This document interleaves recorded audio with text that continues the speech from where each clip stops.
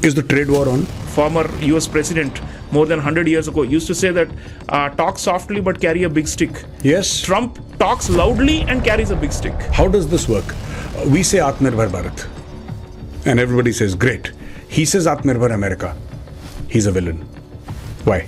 America has lost the self-reliance, and that's what he says, make America great again. Pull out. This, pull out, that, pull out. So he's threatening NATO also. So only time will tell whether Trump is restoring American greatness or actually leading to a post-American world, as some people argue. For the immediate now, Trump is not looking at India. In Trump's list, as much as these other countries. But yes, he has called us a tariff abuser. Is India in a position to say that, okay, for Tesla, for Harley Davidson, we'll make some exceptions? Since he knows this market is growing, he wants to sell more American products to us. I don't care. That is what Trump is all about. He says, if you're a developing country, it's not my job to make you developed. Yeah. You develop on your own. If India, let's say, buys the F-35 and India says, okay, we want 5 squadrons, but shart ye hai. The condition is that you manufacture in India and you transfer technology. Yeah. Prime Minister is landing in America on the 13th of February. So what does Valentine's Day look like to you? Hello friends, welcome to Gap, the Gaurav Arya Podcast. And today we have in our studio Dr. Sreeram Chaulia. He is the very popular anchor of the show, The Indian Diplomacy, which is on Doordarshan. During the weekends, you must watch this show. He is also Dean of the School of International Affairs at O.P. Jindal Global University. And the third thing, which is extremely important, he's the author of this book, the 2019 published book called Trump. And this is exactly what we're going to talk to him about today. Dr. Chaulia, a very warm welcome to our studios. Thank you, Gaurav. Always honored to be with you. No, the honor and privilege is ours. Tell me something. What is happening with Trump? This man is like on steroids. I'm going to start with Gaza, okay? And then so many other things that he's doing, mass immigration, sending back immigrants. 205 arrived in India, in Amritsar specifically. But about Gaza, he says that I want all the Palestinians out. I want the Americans to go into Gaza. For that, I'm willing to use military force if necessary. I'm willing to put the Marines and the army there. And he says we need to do reconstruction of Gaza. Where is this coming from? This was a surprise. Gaurav, Trump, as we know, is a very anti-establishment type of a politician, very unorthodox, very unconventional, and the usual playbook of US foreign policy he just throws out of the window. We saw that during his first term also. And he represents a certain kind of like a radical conservatism, as I call it, He's a kind of like a far-right person himself in his viewpoints on many issues. And then he believes that nothing is impossible because he has got political power, and compared to his first term, he has fewer constraints also because Republican Party has also fallen in line with him. So he says, okay, there is a long-term vision of retaking the Palestinian territories and establishing what they call the Greater Israel, and he has been a fervent supporter of this for a long time, even during his first term. So tell me something. I'm sorry I'm interrupting you, but tell me something. Let's say all the Palestinians were to go out. You send 1 million of them to Jordan and the other 1 million to Egypt and to other Muslim countries which are around. Then what happens? He starts reconstruction of Gaza. And eventually, Trump being Trump will say, I'll hand it over to Israel for permanent occupation. No, I think what they call the Zionist right in Israel are very close to Trump's viewpoints on these things. He had a peace plan last time also, where he was saying that, Palestinians should just take what they have and just forget and raising their claims for territory and all that. It was a non-starter because many of the Arab countries did not support it. This time also, even US allies like UAE, Saudi Arabia and all may not, back this very radical step. But they'll fall in line. That's what Trump thinks, and he has 4 years in his second term, and he will want to do something dramatic. I think he's very ambitious also. He thinks that I must do something for Jewish people which will permanently settle this problem. He believes that he's a history maker, and that he will rewrite history. So in that sense, he comes with something that none of the career diplomats, the bureaucrats, the State Department, National Security Council, the think tanks in the US, the whole strategic elites will say, no, this is not possible. No, we should not, go beyond this limit. And this is the red line. This is what is the best foreign policy for the US. And Trump says, out with all of that, I'll do what is my populist or political agenda, come what may, and I have the power, and I'm going to try and make things. I'll shake up the whole world, and including the regional order in the Middle East. Also, the ability to use that power and to flaunt it openly. He does not shy away from having power. Even Biden had power. Every US president has the same power that Trump has. It is just that Trump chooses to use it in a certain manner. So, Palestinians out, occupy Gaza, rebuild Gaza, hand it over to the Israelis. That is one part of it. Now, he threatened Mexico. Mexico backed down. Canada as well. And there's another country in South America that he had a run-on with Colombia. Colombia, yes. Yeah. And the head of state said, no, you're insulting the Colombians. And after a few hours, I believe Trump was playing golf at that time when these things were coming, and he tweeted saying that you're insulting the Colombians, and Trump said, okay, 25%, and then followed by another 25% next week, and he said it's okay to insult the Colombians, don't worry, don't do this tariff thing on us. Now, China has put retaliatory tariffs on American goods. Is the trade war on? Yeah, and Trump, believes that he can extract both economic and also non-economic concessions using tariffs as a weapon. And he's what some people call like a neo-mercantilist who believes that exports should be promoted but imports are bad, and that the US should actually accumulate. He says we are making a lot of money by imposing tariffs. Other countries are paying the US because they have to get into our market, they have to cross the barrier that I'm putting with the protectionist barriers. So Trump has a viewpoint which actually is not shared by mainstream economists. But again, like we said, whether the mainstream diplomats or the bureaucrats or the specialists or the whatever they say, he says to hell with that. I know what is best, and this is what the American people need. So he's negotiating hard with these countries. By the way, he first raises, his technique is this. First, he makes a very, very hardball negotiating tactic of maximal demands. And then he threatens. And then he relents. He's saying, now I have a deal with these people. They are back down. They will not send illegal migrants. The Chinese and the Mexicans will not send fentanyl, which is causing an opioid epidemic in the US with drug abuse. And so I'm going to relent, and I will relax, and I will not impose the tariff right away. So in other words, he uses these like a bargaining stick. The Theodore Roosevelt, viewers will like to know, former US president more than 100 years ago, used to say that talk softly but carry a big stick. Yes. Trump talks loudly and carries a big stick. In that sense, he's the most unique character, that we've ever seen in the history of US foreign policy. So tell me something. Trump says, he says exports are good, imports are bad, for example. And he says, make America great again, blue-collar workers, start manufacturing in America. But this is exactly what China is doing. This is exactly what India is doing. Yeah. Why is it so? I'm asking from the point of view of an absolute novice in economics, but because I don't know, therefore I'm asking you, and I need clarification on this. Please tell me, Sreeram, how does this work? We say Atmanirbhar Bharat, and everybody says, great. He says Atmanirbhar America. He's a villain. Why? Yeah, because what has happened before Trump for the last 40 years in the name of globalization is that the United States outsourced most of the manufacturing to Asia and other parts of the world, even neighboring countries like Mexico, because they manufacture and the American investors went there, right?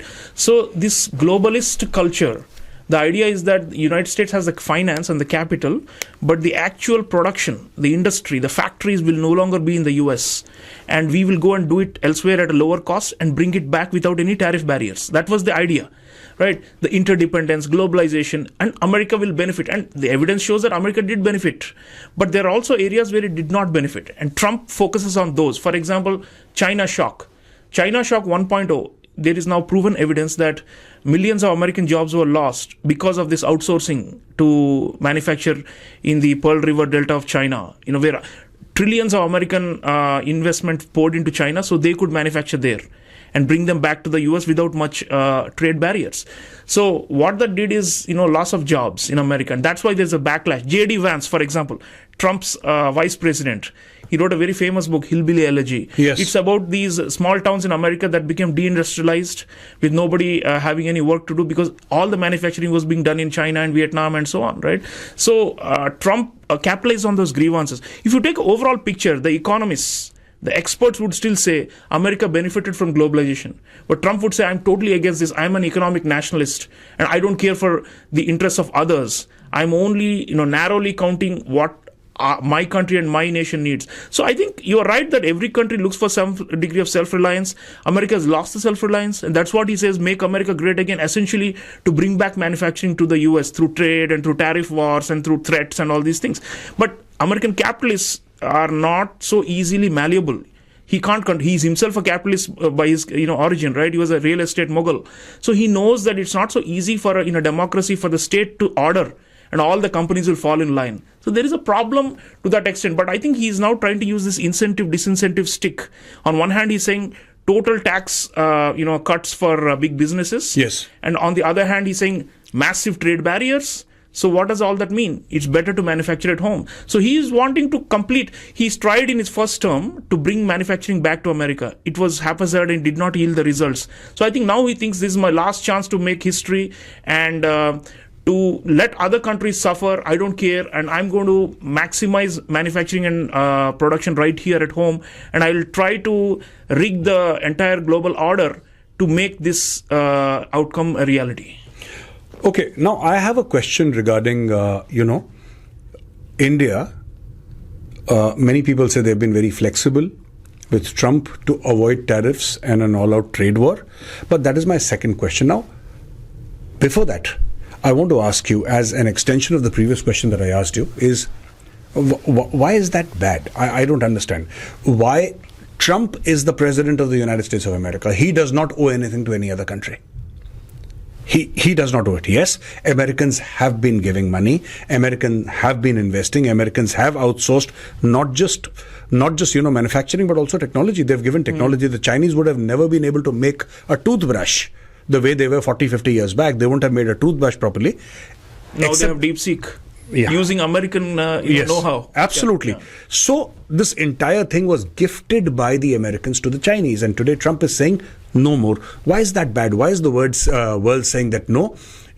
Trump is going back on the globalization pledges that America had made.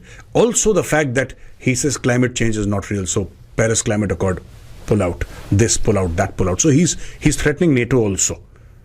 Yeah, so people say it's bad because of the pervasive influence of liberal values, Gaurav. Liberal values says that, there is no absolute winner or loser.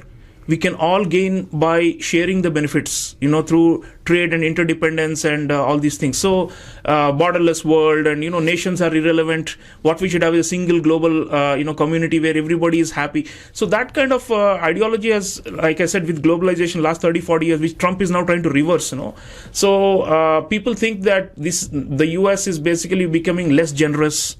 It's, shutting down its strategic generosity and magnanimity, and it's no longer. And so what they say is it's bad for the US because in the long run, you have to be a leader.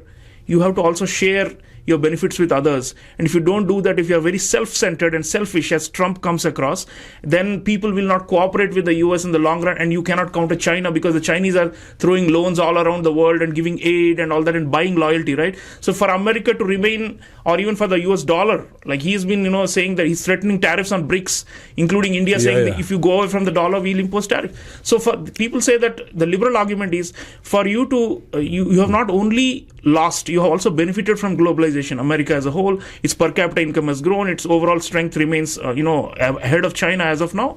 So to preserve those gains, you need to maintain that liberal approach. That's what the critics of Trump say. And Trump says that hasn't really worked because China is going to overtake us if we don't be nasty. We have to be nasty. And he keeps using the word, we are not a sucker nation, right, for everybody. So he thinks that we have been overly generous and it's time to stop giving so much. And it's time to take back. So it's an argument. Only time will tell whether this is going to maintain American privacy, the Trump approach, or the old liberal approach. The consensus view is that the liberal approach actually ensured American primacy because through the dollar, through trade, through finance, through softer forms of influence, US America aid could remain on top. US aid.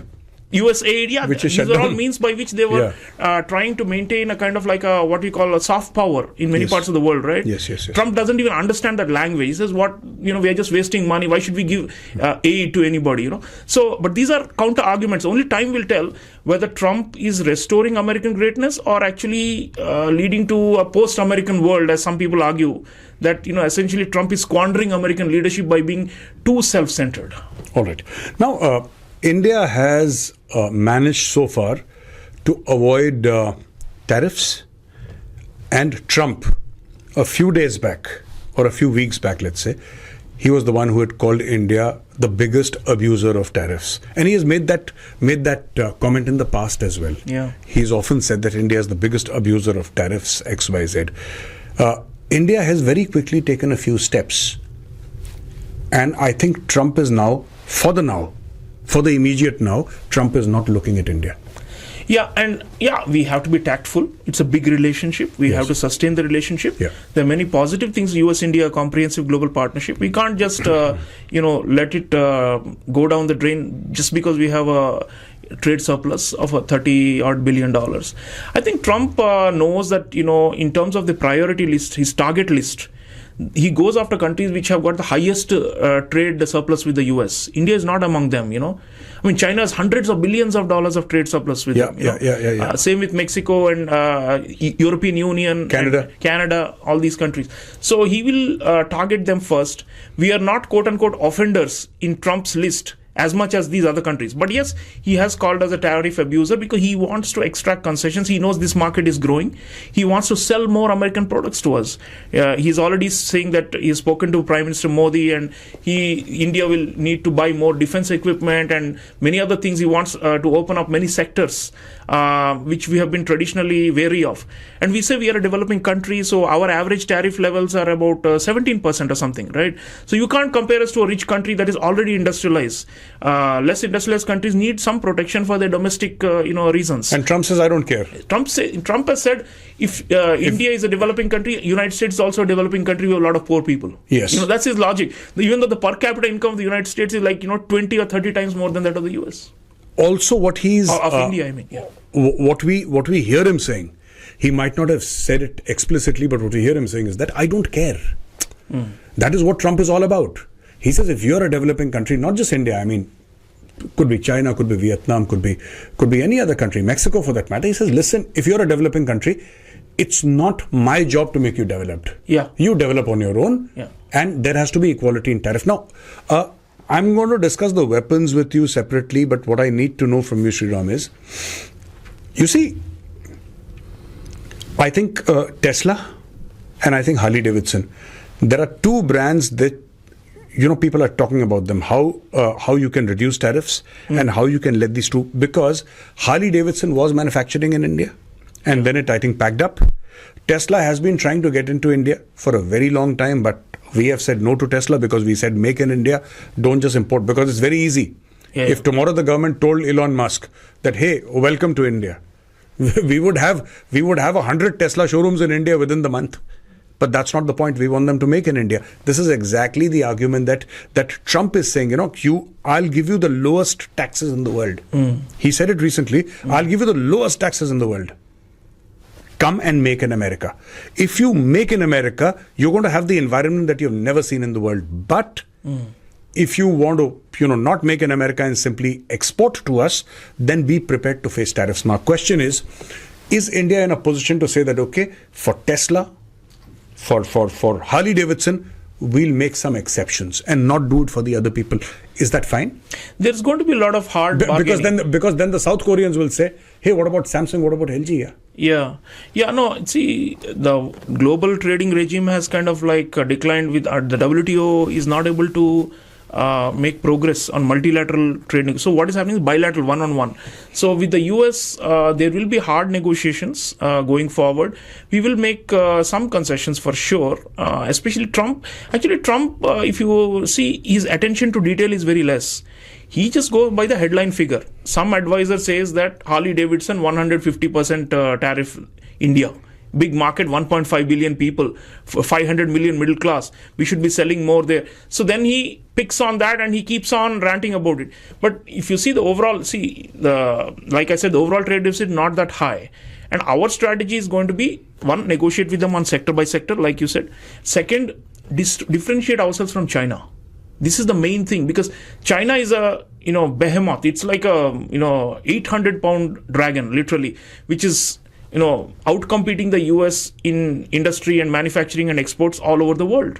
Also harming the US. And like I said, loss of jobs. Now they're calling China Shock 2.0, which is again they're manufacturing with the state subsidies and exporting. What I mean to say is that the Chinese are taking American money, they're taking European money through contract manufacturing and other things, and they're creating a navy, which is now going to be the most powerful navy in the world. It's already the largest navy, though not the most powerful, but that is what the Chinese want. And who are they creating this navy for? It's not for India. Yeah, certainly. The only argument is that this model also benefited American consumers. They say you go to a Best Buy or a Walmart and you get the cheapest and the lowest prices because they are all imported from China, right? Yes. So they say that it actually benefits American consumers and it leaves more dollars in their pockets, and because of which they buy more stuff, and that is the basis on which the US economy continues to grow. But that's, production is also important. Trump's argument is not only consumption.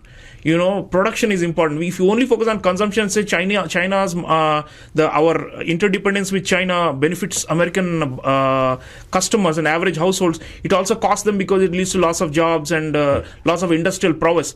And another point you mentioned about capacity, including in defense, Gaurav, if the United States does not have a heavy industry base anymore, how will it compete in the long run? I mean, if they want semiconductors to be manufactured at home, you need a real solid R&D and industrial base to do it, right? So they have been deindustrialized. So one way of looking at Trump's approach is there are some critical sectors in which if we lose the ability to manufacture, we will lose the race to China ultimately.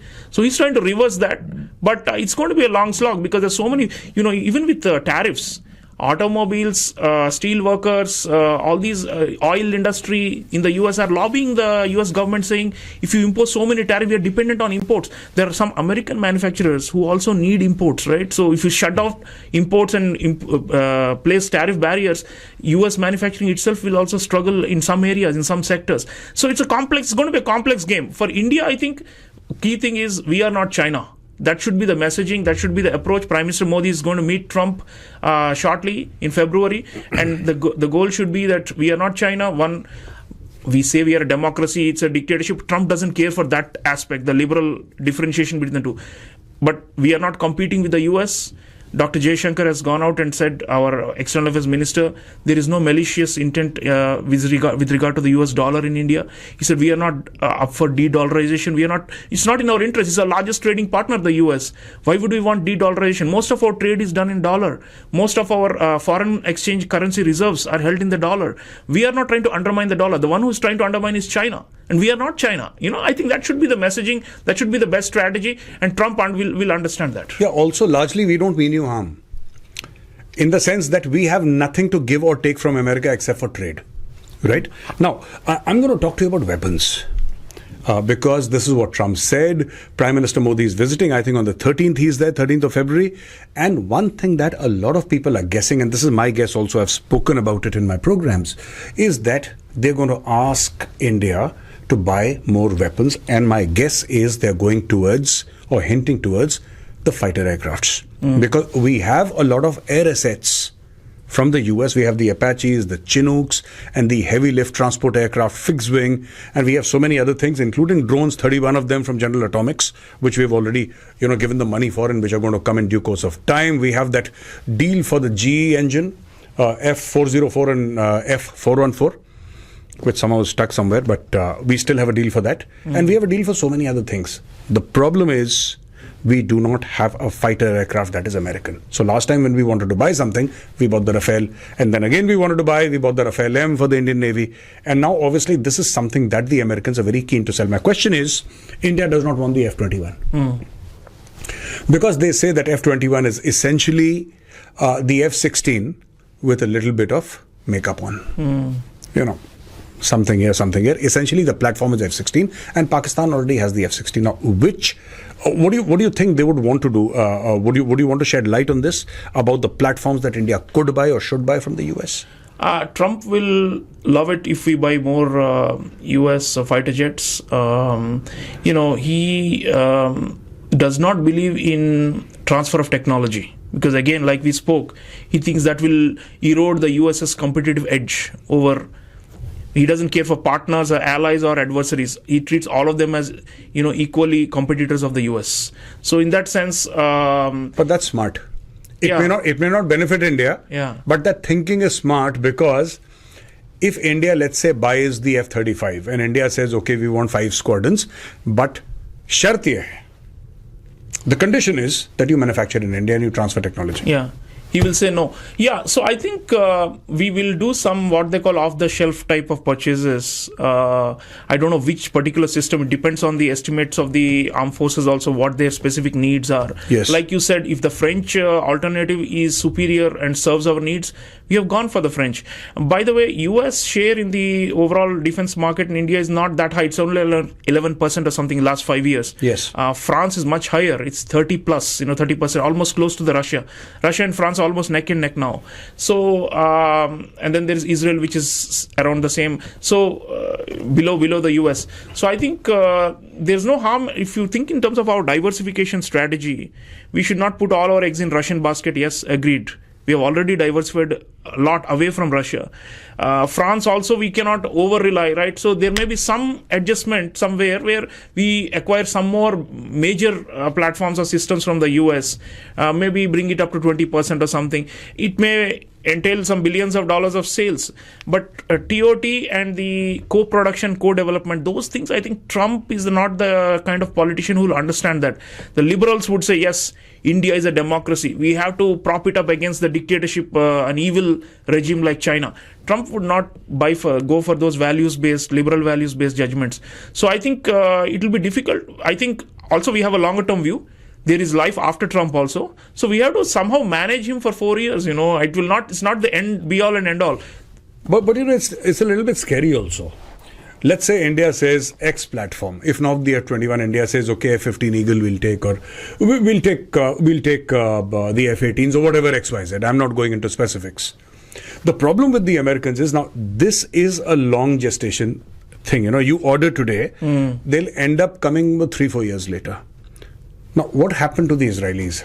In the middle of the war, they paid for a consignment to the Americans and Joe Biden stopped it. I'm talking about the 2,000-pound bombs, which Trump has very recently released. 4-5 days back, he said, no, they've paid for it. And when a journalist asked, why are you sending these bombs to the Israelis? He said, well, they paid for it. Now, Trump has this kind of attitude, write a big check, whatever you want. If we are happy to give it to you, we'll be happy to give it to you.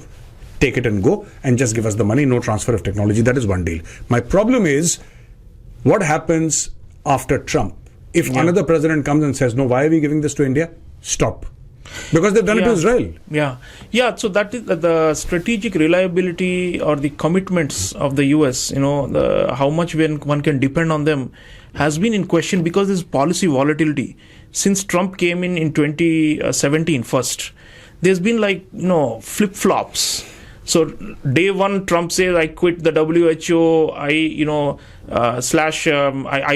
quit the Paris Climate Accord, I behave different. And then the day one, the moment the liberals come back, the Democrats come back, they're saying we are restoring all the status quo ante, right? So presumably after 2028, 2029, you will again see, this flip-flop. So to that extent, the bipartisan consensus that they used to talk about, Republicans, Democrats, all of them followed essentially the same foreign policy with slight tweaks.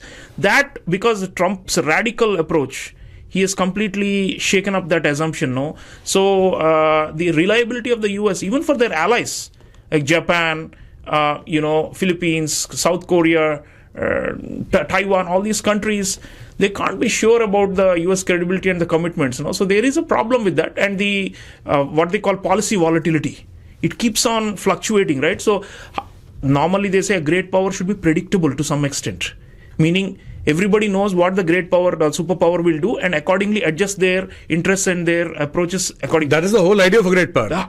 But Trump is saying, my strength is unpredictability. which is, and he thinks that is what will restore American greatness. So only time will tell whether this, totally out of the box approach will work or not. See, I was very surprised. I'll tell you this. Very interesting. I was discussing with my team, and we have this Chanakya dialogues, explain on the smart board and stuff. So we're saying that Charter 5, I think it's Charter 5 of the NATO Constitution, says that if any NATO country is attacked, it will be deemed that all have been attacked and all 30 then go after that one guy. That is the whole idea of Ukraine trying to join the NATO because they felt threatened by the Russians now. I don't know which NATO charter says that if a fellow NATO country attacks you, then what will happen? Because non-NATO is one thing. Now, here is Trump who's saying that I don't mind using military force to take Greenland. Where did that come from?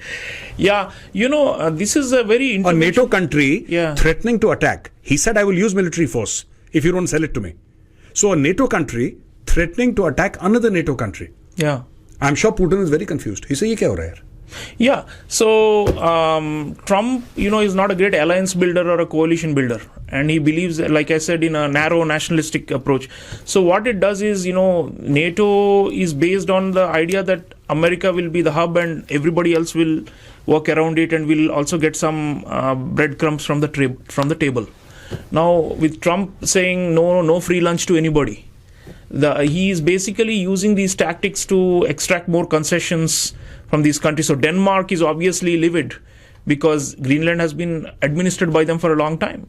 And 400 years plus, I think. Yeah, and how can you change territorial status quo in the 21st century through military force? I mean, the Chinese love this kind of rhetoric because they're saying, oh, you are saying you don't invade Taiwan, but you are ready to invade Greenland. What kind of hypocrisy is this? So and they'll say, anyway, Taiwan is ours. Yeah, because Greenland is not even yours and you're just making a fake claim.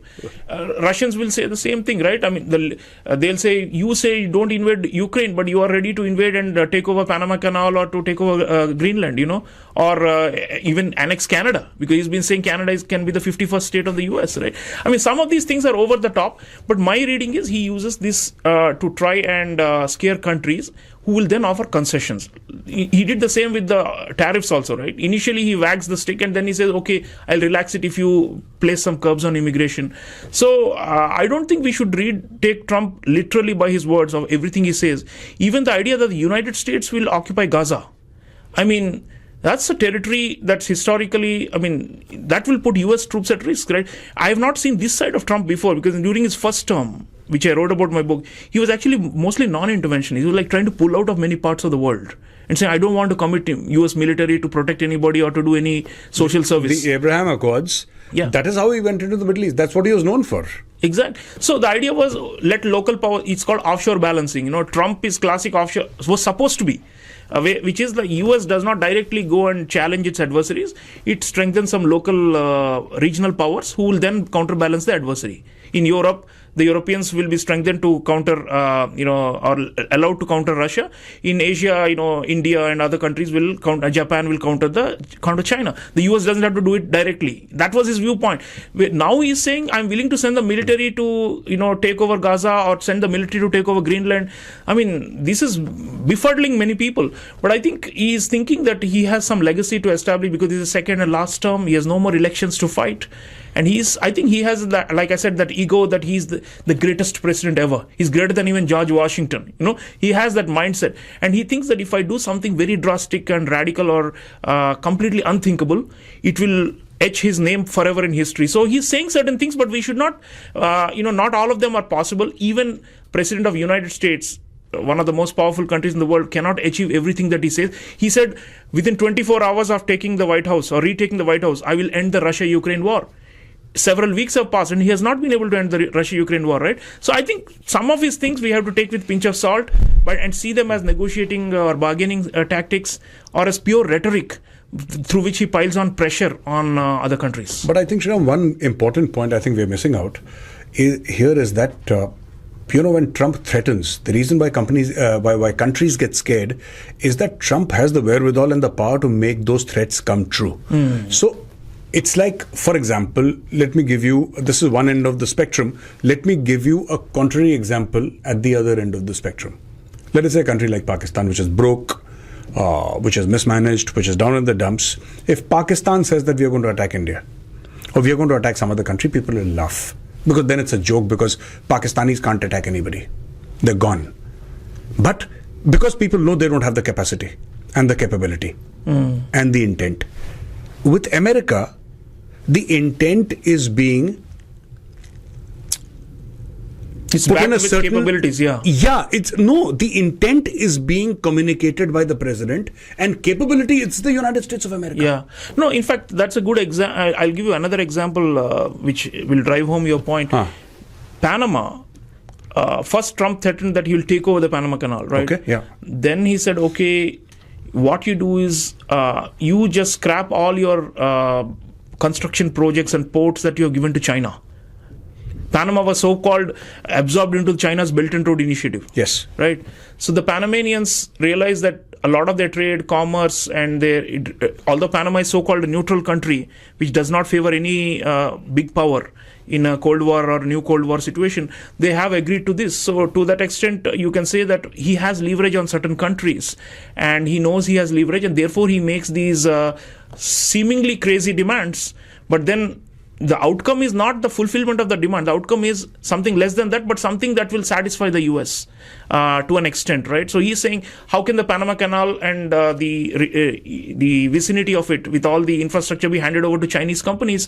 That's directly threatening US. It's like coming into our backyard, like in the Cold War, the Soviets used to come into the US backyard in Cuba and all that. So I think he will try and use these kind of strategies to extract something. He will not get everything that he demands, but he will get something, like you said, because the US has leverage, and the US is a big commercial player and a big military player. So obviously some countries, it's not a paper tiger. I agree. It's not a paper tiger. And whatever he says is not pure bombastic language that has no value. Compared to, say, like a Pakistan. It's a Sunday market negotiation. You say that this shirt is for 1,000 rupees. I say I'll give you $100, and you say 800, and I say 200, and then you say 700, and I say 300, and we meet midway. And I'm already prepared in my mind to pay you $500 for that. But I start with 100. That is what Trump is doing. Trump calls this art of the deal. Art of the deal. Yeah. He's art of the deal. All right. Now, so many things, and today I think we're going to only speak about Trump. I wanted to ask you, Sreeram, regarding this illegal immigration. Now, a lot of people have gone to court. He has said that, there is no citizenship for people who are, born in the United States of America. So you can't, he's planning to get rid of that. And a lot of people, I think 25 states have gone to court and they're saying this is illegal, etc. Trump has promised. Now, Mexico, on the other hand, has said, okay, don't put tariffs on us. What we're going to do is deploy 10,000 military. Whether it's fentanyl or illegal immigrants, we're going to stop. I think Trudeau is also very spooked right now. Trudeau is very spooked. My question to you is, where does this illegal immigrant thing go? He promised to use the military, and the people who have been sent to Punjab, Amritsar, were sent on a military plane. He has used the military. Yeah, in fact, he uses the military jargon and the military discourse. Show strength and resolve. And also his notion of national security. I've shown that in my book, Trump also. Yeah. He is not a conventional politician, like I said. A conventional politician, which is our number one national security adversary. People say it's People's Republic of China or Russia or something. He would say, no, it's these millions of illegal people who have come into our country. That is my number one national security threat. So he would say, okay, we are going to deport them. We are going to deport them in style. Even if it costs a bomb, we'll use military aircraft and we'll do it as opposed to the regular chartered flights that they do. And I'll impose a cost on any country that's sending these illegal. Because Trump's domestic politics, his core base, historically has been white, lower middle class and middle class people who feel that there is an alien invasion where people are stealing our jobs and all that. So he feels responsive to that audience, So for him, immigration is the number one issue, it's above everything else.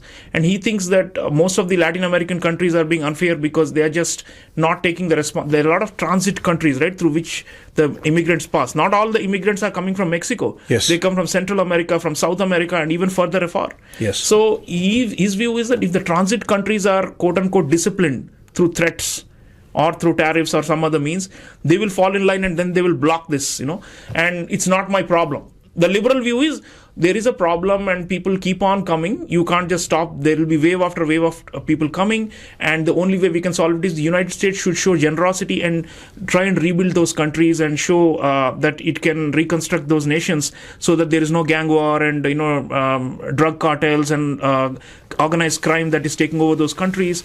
We have to fix the broken countries. That is the liberal view, and that is how the US can maintain a benevolent image. Trump's view is, I don't care if Haiti is overrun by warlords or drug lords. That's not my problem. That's not my problem. What I'm going to do is impose this, build this wall, or stop the boats from coming and prevent Mexico from being a transit country. So I think he's going to make a big deal of this because for him, his far right and right wing constituency demands complete end because it's linked to race and racial issues in the US, right? I mean, if white people become a minority, this is like the biggest bogey and the fear. It's not come true, but they say that if you add up all the people of color, they're going to be a majority and overtake white people. So ultimately, it comes down to those insecurities. And it's not only Trump, even in Europe, you find a lot of these countries saying we have to build a fortress and stop immigrants from coming in because it will change the racial makeup of their countries. These are quote unquote Western civilizations, and Western civilizations are being overrun by non-Western people. So there's a degree of racism and all those things involved naturally. And so I think he's going to make a big deal of this. And for him, this is national security. He'll say, I'm deploying thousands of troops on the border. It's more important to him than maintaining US military bases in Japan or in South Korea to defend against China.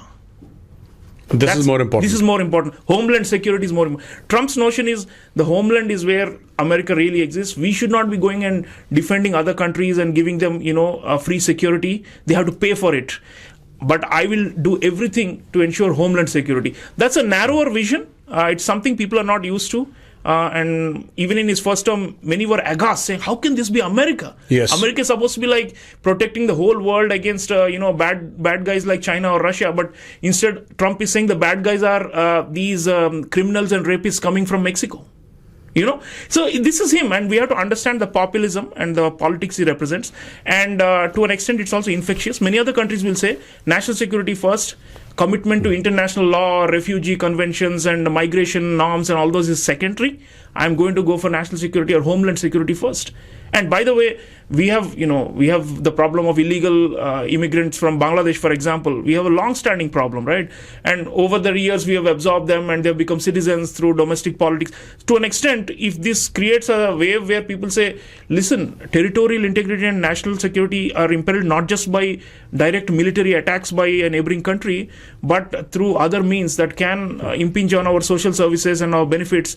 I mean, you look at what's happened in the northeast of India. People are so opposed to illegal immigration from Bangladesh, right? Because they're at the forefront. And it changes the local demographics. Demography, yeah. I know. So, therefore, it's a similar logic. So, to some extent, Trump's, appeal on this matter will echo elsewhere. Whether it is right or wrong is a value judgment to be made. But that idea that large numbers of undocumented, foreign aliens, or as he calls them, or criminals or bad people as he calls them, is a problem. And you've seen even in Europe, there are a lot of terrorist attacks carried out by people who came in as migrants or refugees.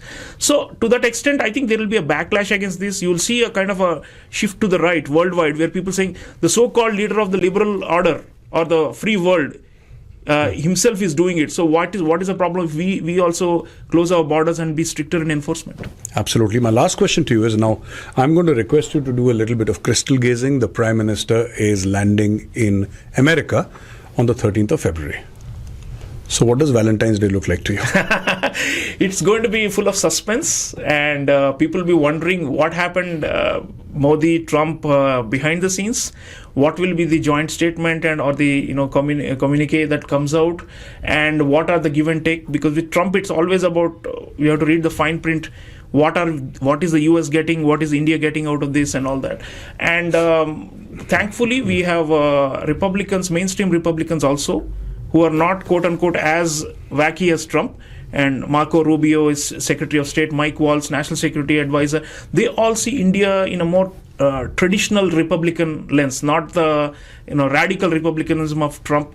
So for them, the first engagement they did after coming to office was with the Quad partners, and we'll want to maintain the strategic partnership. So Trump will not be so worried about Quad and Indo-Pacific, but he will say, what am I getting from India?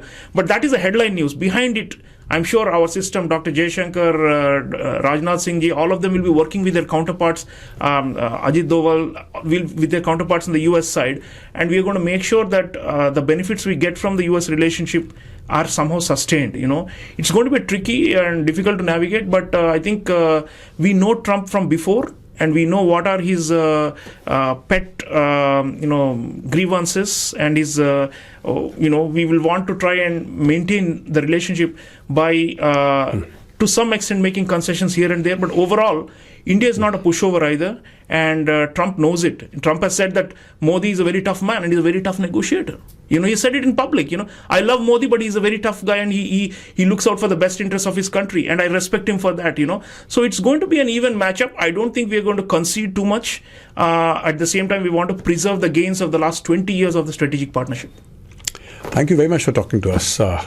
Sreeram Chaulia. Ladies and gentlemen, this book, Trumped, speaking to him and saying that I'm going to ask you to do a bit of crystal gazing. I think he's already done that in 2019. This is the book written by him, and try to get your hands on this book. Try to read this book. It says a lot about the man that is Donald Trump and his policies. Thank you very much for watching.